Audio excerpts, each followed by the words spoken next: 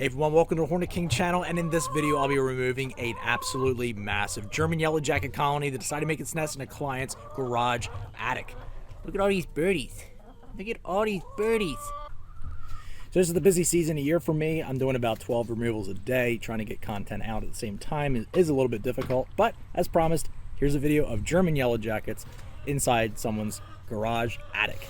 So this client reached out to me because she was noticing yellow jackets flying in and out of the soffit right in her garage, going into the attic space.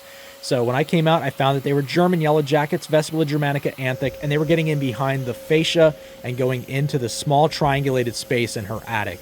So I had to put on my respirator and my suit and go up into this very, very tight, very hot space and located this massive nest. Now, when I get into these spaces, it is so hot. And there's no way around dealing with the heat. So I pretty much just have to deal with the fact that I'm going to be in a really tight space. It's going to be really hot, and there's going to be thousands of stinging insects flying around me while I'm doing this. Plus it's dark, so I have to use a flashlight hoping that the battery doesn't run out. But anyway, so once I get started into a space, I vacuum up as many of the workers and guards. It's the same that I do with every single one of my removals. The only difference is when I'm inside of a space like this is that everything is contained. So I don't have to worry too much about where they're going to fly, because they're pretty much just going to go to the light, or they're going to go to me, and they're pretty much just going to stay right where this nest is, which is pretty convenient. But I just vacuum up as many of the workers and guards and things, and you're going to be seeing ones crawling across the front fascia board it's connected to the front of the rafter. I'm not exactly sure what you call that. Drop in the comments if you know what that's called. Anyhow, so they crawl across the top of that board and they go right into the nest. So as I'm removing things, they don't know anything that's happening really. So they just continue to go autopilot and crawl right past there and get to the nest, and I vacuum them up. So that's one nice thing about not doing it by opening up the soffit below, because if I'm outside doing stuff and I'm disturbing the outside of the nest or the outside area where the nest is, they're going to come back from foraging and they're just going to start flying everywhere, and then they're not going to go right into that space. So from the outside, it doesn't look like anything's happening, which is a super great way of doing this. You'll see that the vacuum is taking off the envelope from the outside, and I'm trying not to damage the comb, mainly for two reasons. One is I do feed the nest to my animals, so I don't want to suck everything up and then have it be all destroyed, which my vacuum can do that if I get it too close to the nest or get it too close to the comb. But the other reason is that larvae are like 99% water. So if I suck the comb up into the vacuum, all of their juices and things are going to coat the inside of my vacuum hose, and then it's going to get all gunked up and stuff, and then it starts to stink after a while. So I try to avoid that as much as possible. So once I get the nest out, you can see how big this thing is. I end up putting my hand beside it just to show the absolute enormity of this thing. And it was probably about 5 pounds. It was a really good sized nest.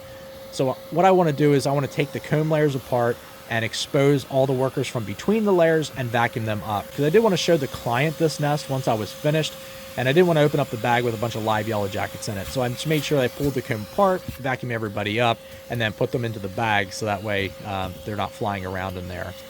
Something you will notice is that the rafter bay to the right of where the nest was, or pretty much right up above where the nest was, there was actually an old nest of squirrels.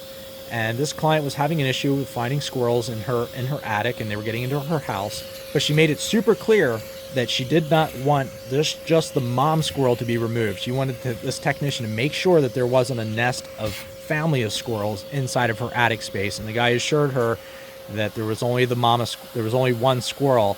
Well, unfortunately, as you can see, there were some babies in there, and they died of starvation because this technician just removed the mama squirrel and didn't look for a nest, which is really, really sad. So I had to be the bearer of bad news when I was finished up with this removal, that there was in fact a nest of squirrels that had died.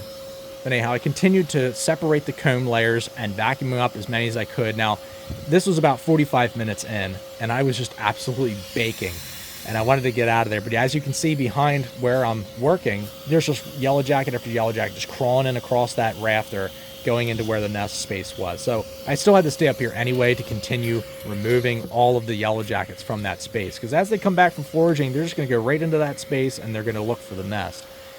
But even so, if I had removed the nest and I just left it the way it was and didn't get all those workers, they might try to rebuild a little bit in there, but without the colony, they pretty much just die from a lack of purpose. So it's not a huge deal if a few were left behind. But just for good measure, I like to make sure that I remove as much, if not all, of the yellow jackets from the space. But even the sides of these comb, I mean, they're just packed with larvae. You can just assume that there was going to be thousands of hatched workers and guards and new queens and new males out of this nest. I guesstimate that this nest had well over 5,000 in it, and that's a pretty good educated guess just considering how many cells are in each one of these comb layers. And think about, there's about 6 or 7 comb layers, so that's quite a bit. I mean, that's definitely quite a bit of workers and guards. Plus, but when the workers hatch out of the cells, but that queen will reuse that cell and lay a new egg in there. So it's actually kind of hard to even just say, let me count all these cells and we'll know how many are in the colony. It's going to be well more than that, if not double or triple, depending on how many times she relays eggs in the same cell that's already been used.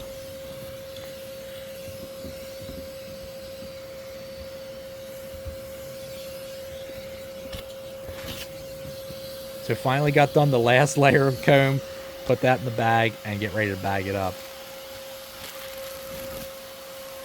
Now going back to the space, after all that time, you can see that there's still hundreds of them have come back and are nestled into this space here, looking for the nest. Now, there's still envelope in there, so they're not completely lost. They know that this is the right spot. So they kind of just cling to the envelope and then just go around and just continue vacuuming it off. And you kind of get a little bit of a sight here of the soffit. This is the above the soffit, so you're seeing the top part of it where all their waste and stuff was collecting. There's another little baby squirrel who's actually down there, so it must have crawled out of that nest space and crawled down into where the nest was. So continue vacuuming, vacuuming, vacuuming. And once you get done with all that, this is pretty much how it was. There's 1 or 2 floating around, gather them, and then of course I bring the nest home and feed them to my animals, my 2 emus, my chickens, my rhea, and my squirrels.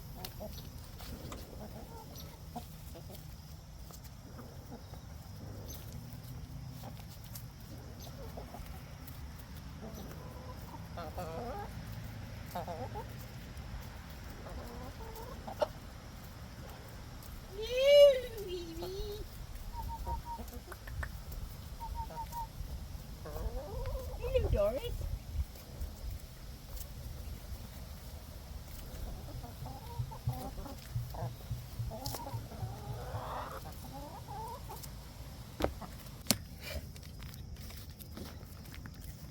Thank you, Doris.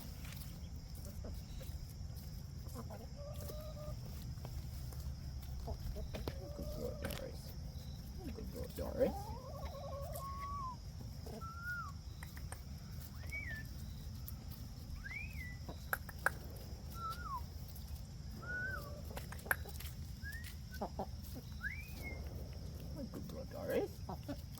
Good girl, Doris. Good girl, Doris. Good girl. Good Doris. Good Doris. Good girl, Doris. Yeah.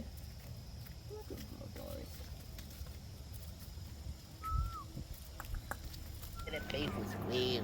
What a playful squeal.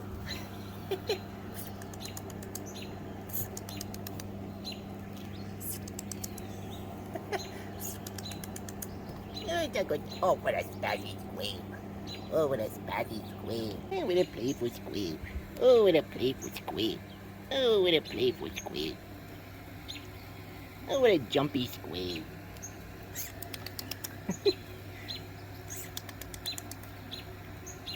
Come on, squeal.